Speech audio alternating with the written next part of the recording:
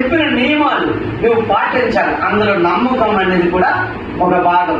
మీరు ఏమడుగుతున్నారో అది పొందుకున్నామని నమ్మి ప్రార్థించాలి. ఇచ్చినందుకు నీకు వందనాలయ్యా, ఇవ్వక ముందే ఇచ్చినందుకు నీకు వందనాలయ్యా అని ప్రార్థించాలి.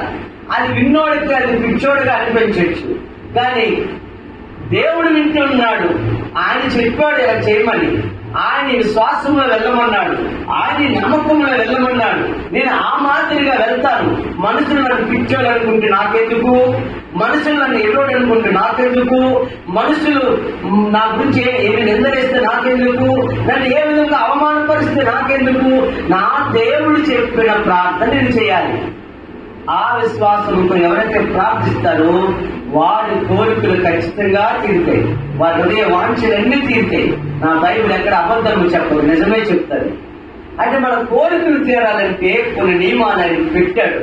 ఆ నియమాలు మనం చెప్పుకున్నాము ఇప్పుడు వరకు.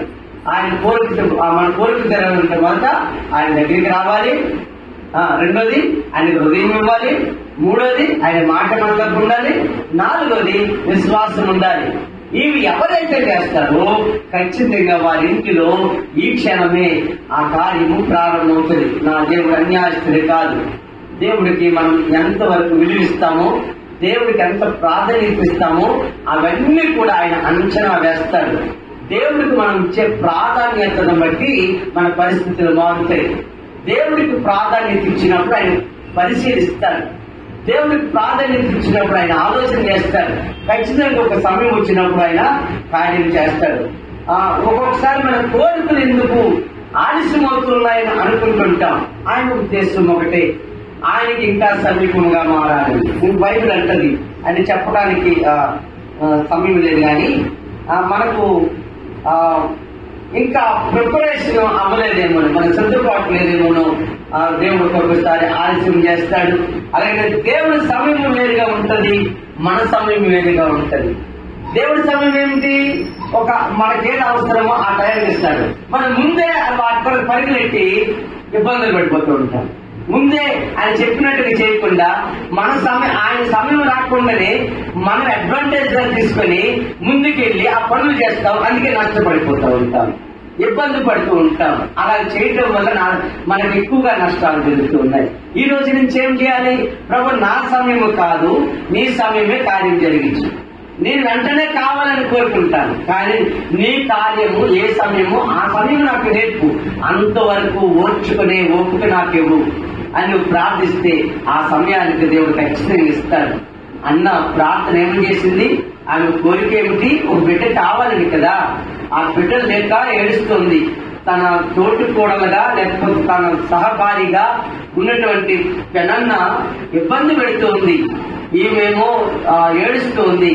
ఆ సమయంలో దేవుడి దగ్గర కోరిక తెలియచేసింది. దేవుడా, నా కోరిక తీర్చాలి. దేవుడు చెప్పిన సంగతులన్నీ పాటించింది. దేవుడి మందిరాన్ని విడవలేదు. దేవుడి మందిరంలో గోజాడింది. ఆఖరికి పాస్టర్ గారు అవమానపరిచిన ప్రార్థన ఆపలేదు, మౌనంగానే ప్రార్థించింది.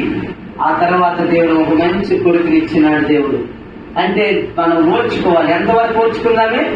బిడ్డలు ఇచ్చే వరకు కూడా ఓర్చుకుంటూ మందిరంలోనే ఉంది, మందిరాన్ని దాటి వెళ్ళలేదు. ఒక రోజు మనకు కూడా అదే ఆశీర్వాదాలు వస్తాయి. బిడ్డ, మీ జీవితంలో ఏదైనా ఇబ్బందులు ఉన్నారా, కష్టాల్లో ఉన్నారా, నిందల్లో ఉన్నారా, అవమానాలు ఉన్నారా, మీ కోరిక సిద్ధించట్లేదా, మీరు అనుకున్నది ఇంకా జరగట్లేదా, కంగారు పడు. ఆయన సమయం ఉంటుంది. అప్పుడు వారికి ఓర్పుతో ప్రయాణం చేయి, ఖచ్చితంగా ఇస్తారు. ఈలోగా మనం ఏమి చెత్త పనులు చేయని అవసరం లేదు. ఈలోగా మనం ఏమి తప్పుడు ఆలోచన చేయని అవసరం లేదు. ఆయన ఇస్తాడు. ఆ సమయానికి ఆయన విశ్వాసంతో ముందుకు సాగినప్పుడు ఆ ఇల్లు ఆశీర్వదించబడుతుంది. ఈరోజు సుశీలమ్మ గారిని చూసి నేను చాలా సంతోషిస్తాను. ఎందుకు సంతోషిస్తానండి? ఆమె లేవి కలివి ఏమి చూడదు, ఒకటే దేవుడు. దేవుడి స్తోత్రం. ఉద్యోగము తర్వాతే ముందు దేవుడు అంటది. అంటే ఇలాంటి నమ్మకమైన విశ్వాసం ఇచ్చినప్పుడు నేను ఒకసారి ఇంకా జాగ్రత్తగా ఉండాలనిపిస్తుంది, ఇంకా బాధ్యతగా ఉండాలనిపిస్తుంది. ఆమె ఏమీ లేకుండానే ఎంత ధైర్యముగా దేవుడి సన్నిధిలో అందరితో పోరాడుతూ ఉంది. తన కోరికలు తీరినా తీరకపోయినా ఏసే దేవుడు అనుకొని, ఏసే నా నాయకుడు అనుకుని జీవిస్తుంది. ఖచ్చితంగా ఆమె జీవితాన్ని పరీక్షిస్తూ ఉన్నాడు. ఆమె హృదయ వాంఛ ఖచ్చితంగా తీర్చబడుతుంది. ఖచ్చితంగా తీర్చబడుతుంది. నా దేవుడు ఇచ్చాడా మాట, ఆయన వాగ్దానం ముందే చెప్పాను. ఆయన వాగ్దానాన్ని వెనకకి ఆయన తీసుకోడు. ఎందుకంటే నేను అనుభవించి చెప్తూ ఉన్నాను. నా దేవుడు చిన్నప్పుడు ఇచ్చిన వాగ్దానం కొన్ని సంవత్సరాలు పెట్టిందండి. అంటే రమారమి నా కార్యాలు జరగడానికి, నేను బాప్టిజం తీసుకున్న దానికి నా కార్యాలు జరగడానికి 20 సంవత్సరాలు పెట్టిందేమో. 20 సంవత్సరాల తర్వాత నుంచి నేను ఆశీర్వదించబడ్డాను. మందిరము కట్టక ముందు కూడా అంత లేదు. ఒక విధంగా చెప్పాలంటే దేవుడు చెప్పాడు మందిరం కట్టిమని. ఆయన కోరిక నేను తీర్చాను. ఆయన నా కోరికలు ఒక్కొక్కగా తెరచడం మొదలుపెట్టాడు. ఏంటి 20 సంవత్సరాలు ఓపికతో ఉన్నానండి. 20 సంవత్సరాలు ఓర్చుకున్నాను. ఆ శ్రమలు, నిందలు, అవమానం, తిండి లేదు, ఇంట్లో అంతటి ఇబ్బంది, వీధిలో అంతటి ఇబ్బంది, కుటుంబ సభ్యుల ఇబ్బంది, వెలివేసే పరిస్థితి. వీడు ఇంతేరా, వీడి బ్రతికి ఇంతేరా ఆయన ఎన్ని అన్నారండి 20 సంవత్సరాలు. ఇప్పుడు అందరూ అదే నోటితో ఏమంటున్నారంటే ఉంటే ఆయనలాగా ఉండాలిరా ఆయన స్థితికి తీసుకొచ్చాడు దేవుడు. అంటే ఇన్ని సంవత్సరాలు ఓర్చుకోగలమా అంటే ఓర్చుకోవాలి. ఒక సమయం వస్తుంది, ఆ సమయంలోనే ఆయన ఆస్వాదిస్తాడు. ముందుగా మనం ఏం చేసినా నష్టపోతాం. మనం ఆయన చెప్పిన ఆలోచన చక్కగా మీరు నెరవేర్చగలిగితే మన కోరికలన్నీ నెరవేర్చబడతాయి. ఈ మాటలు ఎంతమంది ఉన్నారు, మీకు అందరికీ మీ కోరికలు తీర్చబడతాయి. మందిరానికి రండి, మొదట హృదయాన్ని ఇవ్వండి దేవుడికి. ఆయన మాట మీ హృదయంలో తీసుకొని నమ్మిక ఉంచండి, ఖచ్చితంగా దేవుడు కార్యాలు చేస్తారు. చివరిగా ఏమన్నాడు, ప్రార్థన చేయండి. ఏమని ప్రార్థన చేయాలి? మీరు ఏదైతే అడిగారో అది పొందుకున్నామని నమ్మి, అదే కదా 21-22 మత్తయి సువార్తలో చెప్పుకున్నాం. ఈ కొద్ది మాటలు దేవుడు దీవించును గాక. ప్రార్థన చేసుకుని దైవాశీర్వాదాలతో ముగించుకుందాం. దేవుడా